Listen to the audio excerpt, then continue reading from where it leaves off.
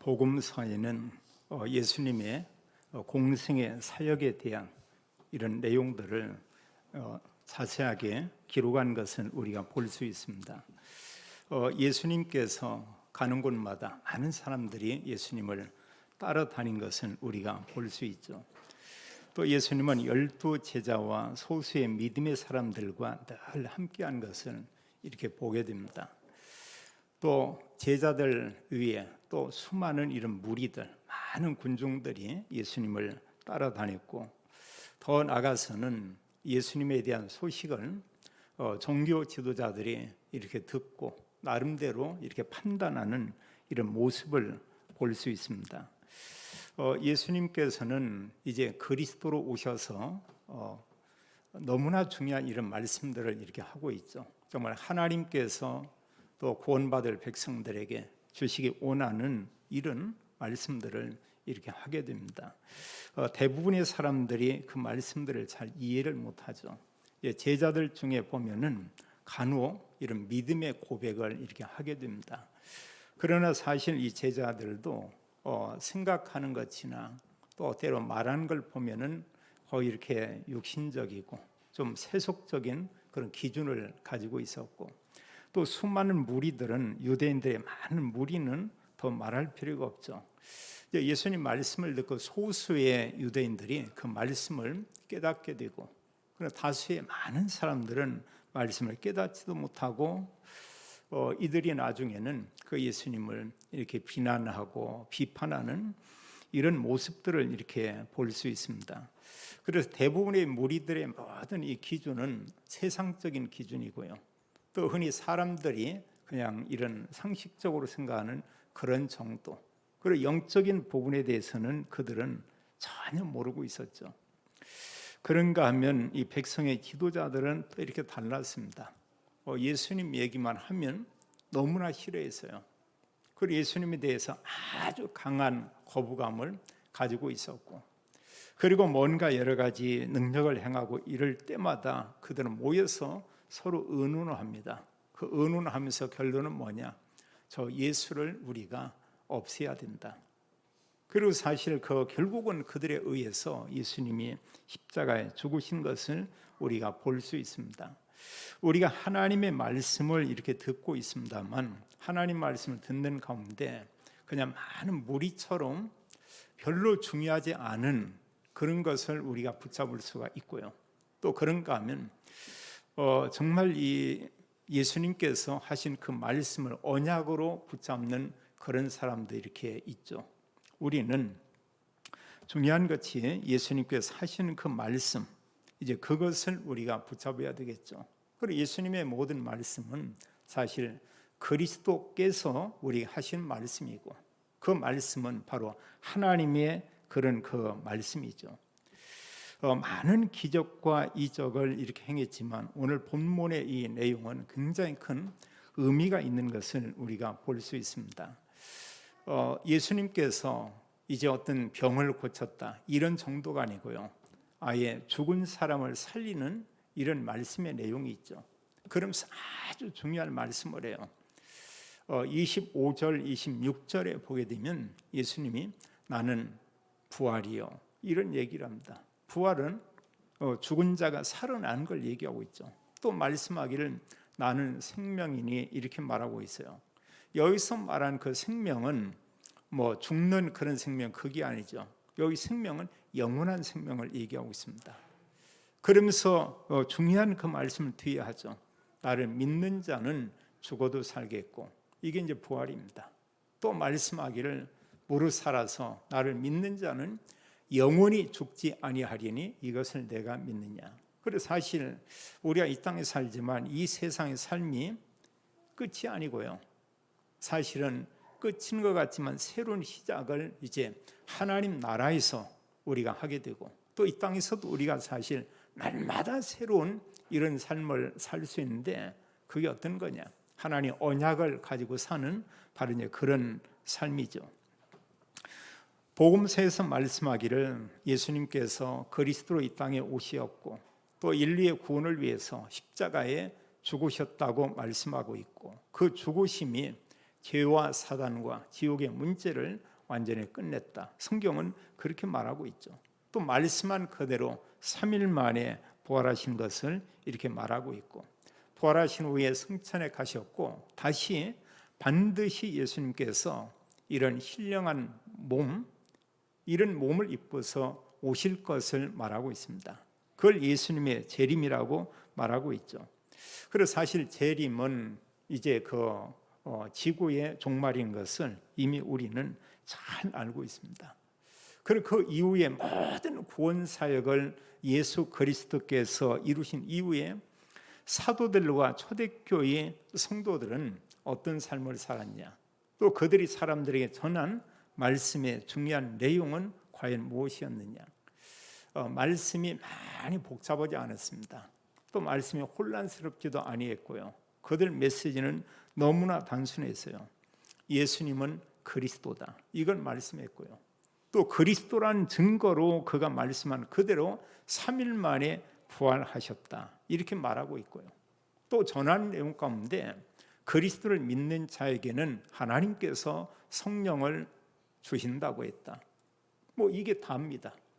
그러면서 이들이 하나님의 언약의 말씀을 붙잡고 이들이 증거했죠. 예수님은 그리스도다. 누구든지 그를 믿으면 구원받는 것을 이렇게 말씀하고 있죠. 그래서 성경의 부활에 대한 이런 내용을 우리가 볼 수 있는데, 먼저는 예수님께서 죽지만 반드시 부활할 것이다, 이렇게 말하고 있죠. 그 부활은 무엇을 증거하고 있냐? 그 예수님께서 그리스도라는 것을 우리에게 알리고 있죠. 지금도 우리나라의 전 세계는 많은 사람들 가운데 내가 그리스도다, 이런 사람이 있어요. 한마디로 내가 메시아다, 이렇게 말하고 있죠. 우리나라에도 내가 메시아다 하고 죽은 사람들이 여럿 있고요. 또 지금도 살아있는 이런 사람들도 있습니다. 그럼 정말로 그분들이 그리스도냐? 아니죠. 또 그동안 많은 사람이 내가 그리스도다 얘기했지만 이분들이 죽기는 죽었습니다. 죽었는데 뭐냐? 그리스도 아니다는 증거가 무엇이냐면 그들은 부활하지 못했어요. 또 그리스도가 아니라는 이런 증거는 뭐냐? 분명히 그리스도는 성령으로 잉태하게 될 것이다, 이렇게 말하고 있습니다. 그들은 성령으로 잉태되는 게 아니에요. 그의 아버지가 있고 어머니가 있습니다. 더 위로 올라가면 그들의 첫 번째 이런 조상은 아담과 하와죠. 원죄, 창세기 3장의 그 죄, 그 문제 해결받지 못한 그런 사람들이죠.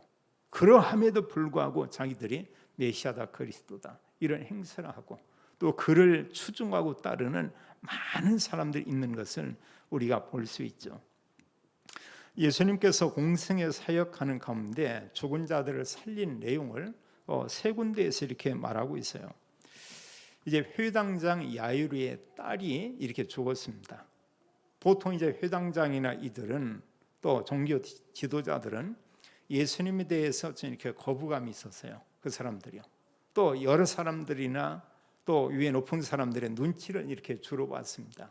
근데 다른 게 아니고 자기 딸이 죽은 거예요. 근데 예수님이 가서 그 딸을 이렇게 살려줬죠. 이건 이제 다른 얘기입니다. 그냥 들었던 이런 정도가 아니고 내 딸이 죽었는데 예수님께서 나의 딸을 살렸다. 놀라운 일이죠. 누가복음 7장에 보면은 또 거기에 나인성 과부의 아들을 살린 이런 내용을 볼 수가 있어요. 그에게 보면은 그는 과부입니다. 그리고 독자가 이렇게 있었어요. 근데 아이가 죽은 거예요. 얼마나 절망적이겠습니까? 얼마나 슬프겠어요. 저는 간혹 이렇게 보면은 젊은 여자분들이 이렇게 남편을 떠나 보내면서 이렇게 슬퍼했던 모습들을 많이 기억을 해요. 저희 시골 동네에서도 보면은 남편분들이 나이가 많지 않은데요. 40대, 50대, 심지어 어느 사람은 30대 이런 그 나이에 남편이 먼저 가는 겁니다. 이제 그런 때에 이분들이 너무너무 슬퍼하고요. 많은 시간이 지난 후에도 거기서 쉽게 이렇게 헤어나오지 못하는 이런 모습을 봤어요.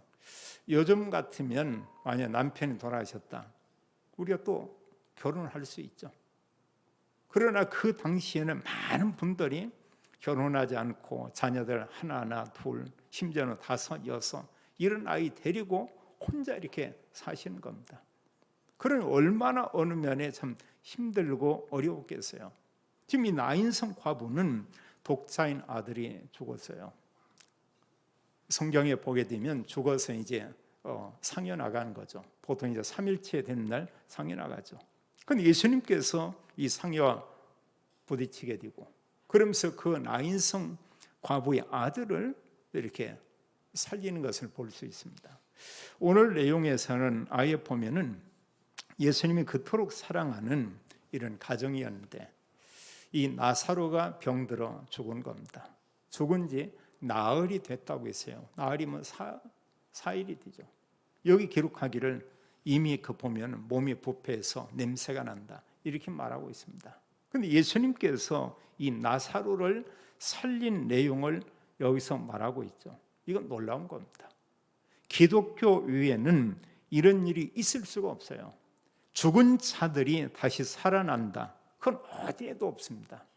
근데 성경 말씀하기를 이제 또 앞으로 예수님 재림 때에 모든 그리스도인들이 부활할 거에 대해서 이렇게 또 말하고 있어요. 그때 그 몸은 우리처럼 연약한 이런 몸이 아니고 신령한 몸이라고 이렇게 말하고 있죠. 그 몸은 영화로운 몸이라고 말씀하고 있습니다. 고린도전서 15장에 보면 그 몸은 썩지 않는 그런 몸이라고 했어요. 그 몸은 쇠하지 않는다고 이렇게 말하고 있습니다. 우리가 이 땅에 살면서 이제 한 해 두 해 살면서 사실 나이를 먹어가는 건 어쩔 수 없어요. 또 나이에 따라서 아무리 우리가 꾸미고 해도 그 사람 돼서 나이가 먹은 것이 이렇게 보여집니다. 만약에 60, 70 먹은 사람이 아주 젊게 꾸몄다고 해서 유치원생처럼 될 수가 없거든요. 그리고 사실 그 어느 정도 나이 이런 부분이 거의 이렇게 보입니다. 60대가 20대하고 이렇게 세워놓고 누가 20대인지 60대인지 맞춰봐라. 누구나 그 쉽게 알 수가 있겠죠. 이 땅에서는 다 우리 몸은 연약해요. 쇠하게 돼 있어요. 한번 우리의 이 몸이 죽게 돼 있죠. 그래서 성경은 우리에게 복된 소망을 말하는 것은 우리에게 하나님 나라에 가게 될 것이고 앞으로 우리의 몸이 신령한 몸을 입을 것이다 이렇게 말하고 있죠. 우리가 사람이 살다 보면은 이런저런 여러 가지 일들이 있지만 가장 슬픈 이런 일들이 있다고 하면 정말 이 정든 특히 이제 가족이라고 볼 수 있죠. 어느 사람에게는 자녀라고 이렇게 볼 수가 있겠죠. 가족 중에 누가 가장이 됐든 때로 자녀가 됐든 그들이 어느 날 돌아가셨다. 이건 이루 말할 수 없는 큰 슬픔이죠. 그래서 많은 사람들이 와서 이렇게 위로하는 이런 모습들을 참 이렇게 보게 됩니다. 자기 집안에 우리 집안에는 어른들이나 또 집안 친족 중에 돌아가신 사람이 전혀 없다. 그런 사람 전혀 없겠죠. 그런 일들을 이렇게 봤을 것입니다. 할아버지나 할머니 아니면은 아버지나 어머니 때로는 우리 형제 중에 누가 심지어는 이제 그 젊은 자녀가 언제 이렇게 이 세상을 떠난 이런 경우 있죠. 그건 표가 당장은 안 나죠. 그리고 그 본인은 그걸로 인해서 말할 수 없는 이런 슬픔이 있고 또 한동안은 많이 우울해할 수도 이렇게 있고 또 우리가 살긴 사는데 삶에 대한 이런 많은 의욕을 우리가 또 상실할 수도 이렇게 있죠. 여기 성경은 그렇게 말하고 있어요. 지금 나사로가 이렇게 병들어서 죽었다 이렇게 말하고 있고요. 그리고 1절로 3절과 5절에 보면은 예수님께서 이 나사로와 그의 두 자매들을 얼마나 사랑했나를 이렇게 잘 볼 수 있습니다. 성경은 그렇게 말하고 있어요. 수많은 사람들도 그렇게 생각을 했고요. 여기 표현하기를 나사로가 병들었는데 3절에 보면은 주여 보시옵소서 사랑하시는 자가 병들었나이다 이렇게 얘기하죠. 주님께서 많은 사람을 사랑하고 모든 사람을 사랑하지만 특별히 이 나사로와 함께 마르다 마리아를 많이 사랑했던 것 같아요. 또 그리고 이 나사로 이 가정에 함께 사는 이 마리아 같은 경우도 특별히 예수님에 대한 그 사랑을 가지고 있었던 것을 보게 되죠. 아주 귀한 향유를 예수님의 발에 붓고 이렇게 닦았던 자가 마리아다, 이렇게 얘기하고 있고요. 그리고 수많은 사람들이 알고 있어요. 많은 사람들이 알기를 예수님께서 저 가정을 특별히 이렇게 사랑한다, 이렇게 잘 알고 있죠. 근데 병들었습니다. 그리고 사람들이 보니까 이제 나사로가 사람들이 볼 때 죽을 수밖에 없겠다, 이렇게 보고 있죠. 근데 예수님께서는 그런 얘기를 합니다. 자, 나사로가 지금 병들었고 사람들이 볼 때는 죽게 생겼는데 이때 중요한 말씀을 하죠. 이게 메시지입니다. 4절에 말씀하기를 예수께서 들으시고 이르시되 이 병은 죽을 병이 아니라 하나님의 영광을 위함이요 하나님의 아들이 이로 말미암아 영광을 받게 하려 함이라, 이렇게 말하고 있어요. 성경 기록하기를 죽었다고 했습니다. 그런데 예수님 말하기를 죽을 병이 아니다, 하나님이 영광을 받기 위함이다, 또 하나님의 아들이 이로 말미암아 영광을 받게 하려 합니다. 하나님이 영광을 받으시고 하나님의 아들인 예수 그리스도께서 영광을 받게 하기 위함이다, 이렇게 말씀하고 있습니다. 그런데 이런 가운데 나사로가 예수님 말씀처럼 죽을 병이 아니라고 하면 정말 죽지 않는다, 이러면 좋겠는데 문제는 뭐냐? 나사로가 죽었어요. 11절로 이렇게 말씀하기를 그렇게 얘기하고 있죠. 예수님이 이제 다시 예루살렘에 가게 됩니다. 가면서 친구 나사로가 잠들었다, 우리가 깨우러 가자. 근데 예수님 말하기를 지금 뭘 얘기하냐? 제자들은 나사로가 잠자고 있나 보다, 아프다고 하는데 잠들었나 보다, 뭐 이런 정도로 이렇게 생각을 했죠. 근데 이미 예수님이 알고 있죠. 나사로가 죽은 겁니다. 여기 성경 밝히 말하기를 13절에 예수는 그의 죽음을 가리켜 말씀하신 것이나, 이렇게 말하고 있죠. 우리가 어느 사람이 죽었다, 그럼 우리가 이제 우리 기준을 보면 그게 끝이잖아요. 또 세상의 모든 불신자들이 생각할 때는 이 세상에 살다가 뭔가를 남기고 내가 죽는다, 뭐 그게 다라고 생각할 수 있습니다. 또 그런가 믿지 않는 사람들은 죽은 그분을 위해서 제사를 지내고 또 여러 가지 어떤 이런 의식을 갖추는 이런 걸 볼 수 있죠. 그래서 성경은 뭐라고 말하냐? 조상이 오는 것도 아니고 그런 의식을 갖고 제사를 지내고 그런 행위를 할 때 귀신이 역사한다고 말하고 있죠. 그리고 고린도전서 10장 20절에 말씀하기를 대저 믿지 않는 자들이 제사하는 것은 하나님께 제사하는 것이 아니고 귀신에게 제사하는 것이다, 이렇게 말하고 있죠. 그건 귀신 섬기는 것이죠. 그리고 귀신을 섬기고 사단을 섬긴다, 그 개인에게나 그의 가정에게나 가문에 이런 재앙들이 올 수밖에 없죠. 나사로의 죽음을 인해서 수많은 많은 유대인들이 와서 이렇게 위문하는 그런 내용들을 이렇게 볼 수 있습니다. 여기 19절에 보면은 많은 유대인들이 마르다와 마리아에게 그 우라비의 일로 위문하러 왔더니, 이렇게 말하고 있어요. 그럼 사람들이 소수의 이런 사람이 아니고 많은 사람들이 이 장례에 이렇게 왔다. 이것은 평상시에 이 가정이 다른 사람에게 많은 유익을 줬다는 이런 얘기죠. 또 수많은 사람들이 잘 알고 있다는 이런 내용이기도 이렇게 합니다. 저는 수년 전에 어느 장례식에 이렇게 한번 참여한 적이 이렇게 있어요. 갔는데 제가 거의 한 1시간 가까이 했는데 한 명도 오는 사람들이 오가지를 않아요.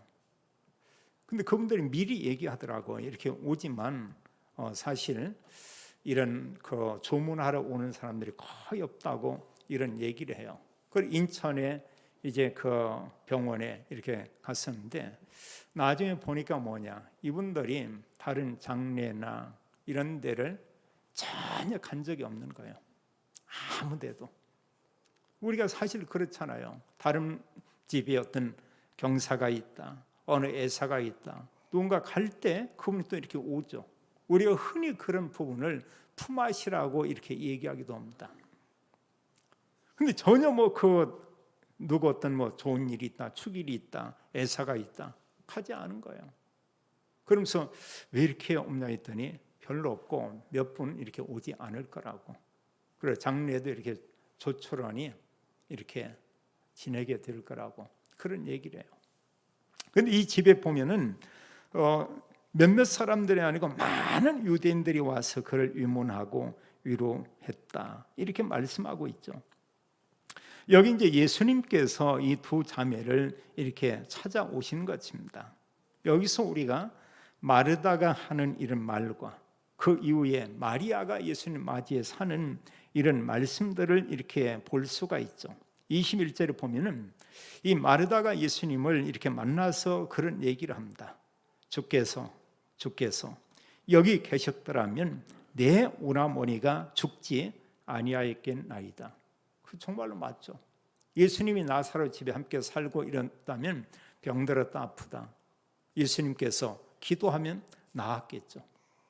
말씀하기를 예수님께서 주님께서 여기 계셨다고 하면 내 오라버니가 죽지 아니하였겠나이다 이런 얘기하죠. 그 이후에 또 이 마리아가 예수님께서 여기에 오신다는 얘기를 듣고 나가서 똑같은 얘기를 해요. 마르다가 말씀한 것처럼 32절에 보면 마리아가 예수께 계신 곳에 가서 비옵고 그 발 아래 엎드려 이르되 주께서 여기 계셨더라면 내 오라머니가 죽지 아니하였겠나이다 같은 얘기를 하죠. 이 내용 가운데는 이 마리아와 마르다는 상당히 나름대로 이런 믿음이 있는 그런 얘기를 해요. 그럼 어느 정도 나름대로 이런 신앙을 가진 그런 이런 고백을 하고 예수님께 그런 말씀을 하고 있죠. 마르다가 이런 얘기를 할 때 예수님께서 이로 말할 수 없는 소망의 말을 이렇게 얘기를 합니다. 그 말을 듣는 이런 정도를 예수님이 하는 말 내용 그대로보다는 이것을 나름대로 마르다는 또 다르게 또 생각을 하죠. 말씀하기를 23절은 예수께서 이르시되 내 오라비가 다시 살아나리라. 할렐루야. 이게 메시지입니다. 나사로가 죽었지만 그의 오라비가 죽었지만 너의 오라비가 다시 살아나게 될 것이다. 그런데 이 예수님 지금 말씀하는 것은 먼 훗날 이때가 아니고 지금 그 부분이죠. 그런데 마르다가 받은 것은 뭐냐? 지금이 아니고 마지막 날 24절에 그렇게 말하죠. 마르다가 이르되 마지막 날 부활 때는 다시 살 줄을 내가 아나이다. 이게 예수님 재림 때요. 예수님께서 모든 구원 사역을 이루고 하나님 나라에 가서 구원받을 백성들이 다 그 하나님께서 보실 때 수가 찬 그때 이제 오시게 되죠. 성경 예수님의 재림을 이 천국 복음이 모든 민족에게 증거되기 위하여 전파되리니 그제야 끝이 오리라. 마태복음 25장 24장 15절은 그렇게 말하고 있죠. 이 복음이 증거되면 지금 여기서 마르다가 얘기하는 것은 그 부분입니다. 마지막 날에 부활할 줄을 내가 압니다. 여기서 아주 중요한 메시지를 예수님이 하게 되죠. 다 같이 한번 25절과 26절을 함께 읽겠습니다. 예수께서 이르시되 나는 부활이요 생명이니 나를 믿는 자는 죽어도 살겠고 무릇 살아서 나를 믿는 자는 영원히 죽지 아니하리니 이것을 내가 믿느냐. 아멘. 우리가 이 말씀은 꼭 기억하고 있어야 되겠습니다. 예수님께서 그 마르다와 그곳 함께 있는 유대인들에게 말씀하기를 나는 부활이요 생명이니 나를 믿는 자는 죽어도 살겠고 무릇 살아서 나를 믿는 자는 영원히 죽지 아니하리니 이것을 내가 믿느냐 이러고 있어요. 하나님께서 그리스도를 믿는 우리에게 이 축복을 이미 주었죠. 말씀하기를 부활하게 될 것이다. 또 말씀하고 있습니다. 영원한 생명을 갖게 될 것이다. 그 영생은 이미 우리가 가졌고요. 그리고 앞으로 부활에 대한 것은 미래에 보장돼 있죠. 예수님께서 우리에게 중요한 이런 말씀을 했어요. 이건 너무 놀라운 것이죠. 우리에게 소망 중에 최고의 이런 소망이 있다고 하면 하나가 뭐냐? 바로 여기 말씀한 것처럼 앞으로 부활 소망입니다.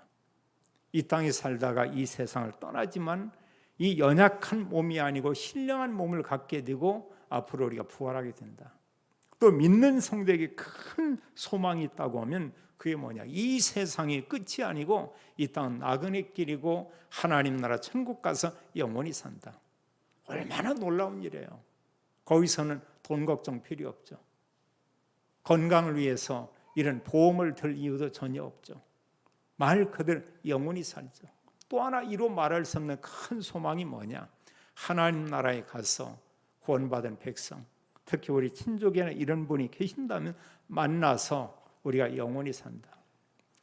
우리가 축복된 만남은 참 이루 말할 수 없죠. 정말 먼저 가셔서 애통해하고 너무나 이렇게 좀 그걸로 인해서 많은 어려움을 가지고 있었고, 그러나 멀지 않아 다시 이렇게 만나게 된다. 얼마나 놀라운 일이에요. 그리고 예수님의 부활이요, 예수님의 생명이다 이렇게 말하죠. 이렇게 말할 때 마르다가 이런 얘기하는 걸 볼 수 있어요. 27절에 보면 이르되 주여 그러하이다. 주는 그리스도시요 세상에 오시는 하나님의 아들이신 줄을 내가 믿나이다. 참 중요한 이런 신앙 고백을 하죠. 그럼에도 불구하고 나사로가 살아날 거다, 거기에 대한 그 믿음은 아직 갖지를 이렇게 못했죠. 우리에게 중요한 이런 신앙 고백이 있다고 하면 예수님은 그리스도입니다. 예수님은 하나님의 아들이십니다. 예수님만이 그리스도요, 그리스도이신 예수님만이 나를 구원했고 또 모든 인간을 구원할 수가 있습니다. 우리는 이런 고백을 이미 하고 있죠. 여기 예수님께서 이제 죽은 나사로 그의 동네에 왔고, 또 예수님께서 그 소문을 사람들을 통해 듣고 난 후에 여기 33절로 35절에 보면 예수님께서 이제 눈물을 흘리시더라 이렇게 말하고 있어요. 수많은 사람들이 33절에 보니까 이제 울고, 또 유대인들이 우는 걸 보고 예수님 심령의 비통이 여겼다. 그리고 또 불쌍히 여기사, 그러면서 예수님께서도 이제 그 얘기들을 듣고 35절에 보니까 눈물을 흘리시더라 이렇게 말하고 있죠. 예수님께서 여기에서 이렇게 우신 것을 이렇게 보게 되고요. 또 누가복음 19장 41절에 보면 예수님이 예루살렘 성에 입성해서 그 성을 바라보면서 예수님이 우시는 내용이 있죠. 왜냐? 그 성이 멀지 않아 다 무너질 걸 예수님은 알고 있습니다. 그 아름다운 그 성, 하나님께 예배해야 될 그 성이 다 무너질 거다. 이유가 뭐냐? 예수님이 그리스도라는 이 언약, 그거 하나 몰라서요. 언약 못 쳐서. 그리고 우리가 언약 없이 성공해도 마지막에 가면 아무것도 아니고요. 언약 가지고 성공한다. 그걸 가지고 복음을 위해 산다. 로마서 16장 사람들처럼 전도자를 도우며 이렇게 살고 있다. 그건 하나님 나라에서 받을 상급이 이루 말할 수 없이 이렇게 크겠죠. 자, 예수님께서 오셔서 눈물을 흘렸다고 했고요. 여기 성경 기록하기를 이미 나사로가 죽은 지 17절에 보니까 나흘이나 되더라 이렇게 말씀하고 있고요. 예수님께서 무덤에 가셨습니다. 그러면서 말하기를 이제 돌을 옮겨 놓으라. 39절에 보니까 이미 나사로가 죽은 지 나흘이나 되었으며, 나흘은 4일이죠. 4일째 이렇게 됐습니다. 그리고 냄새가 납니다. 이런 얘기하죠.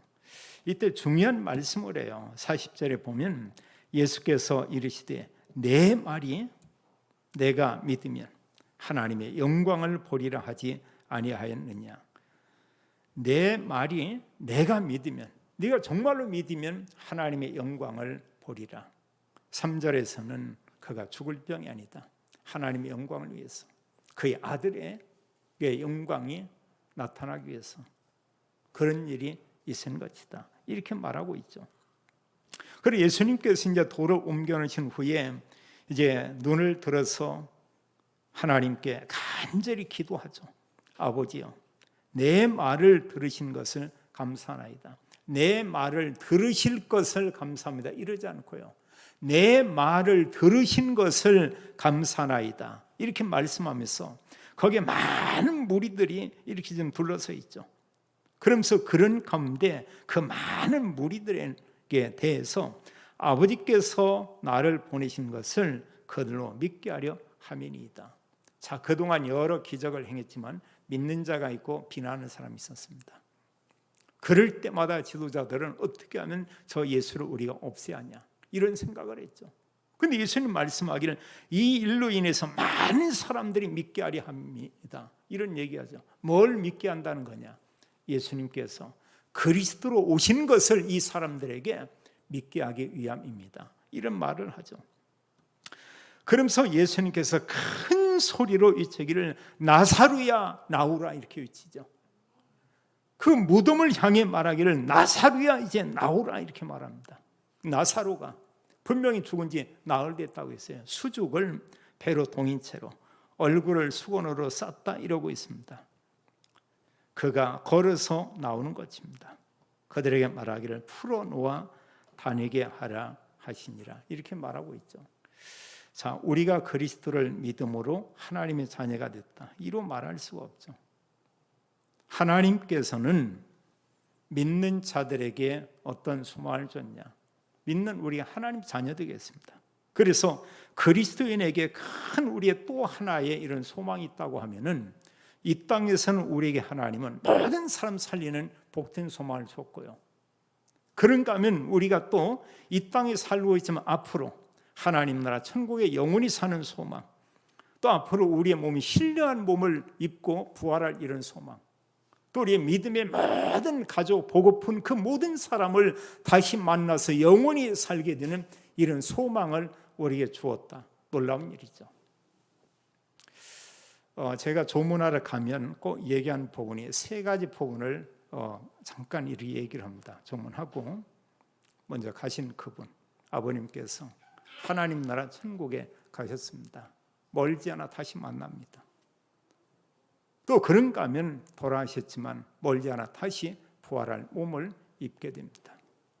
어디 가냐? 하나님 나라. 우리가 천국 소망, 우리가 부활 소망, 우리가 다시 만나 영원히 사는 그 소망, 이로 말할 수 없죠. 하나님께서 그리스도 믿는 자에게 이런 은혜와 축복을 주었죠. 그게 정말 맞다면, 내가 하나님의 자녀고 이런 소망을 가지고 있다면 우리는 늘 기뻐해야 될 것입니다. 우리는 늘 감사해야 될 것입니다. 그런가 하면 우리는 이 구원의 감격을 가지고 정말 이 구원의 복음을 내가 사람들에게 알리고 증거해야 되겠다. 그리스도를 사람들에게 알리는 정인의 삶을 살아야 되겠다. 이런 고백하게 되겠죠.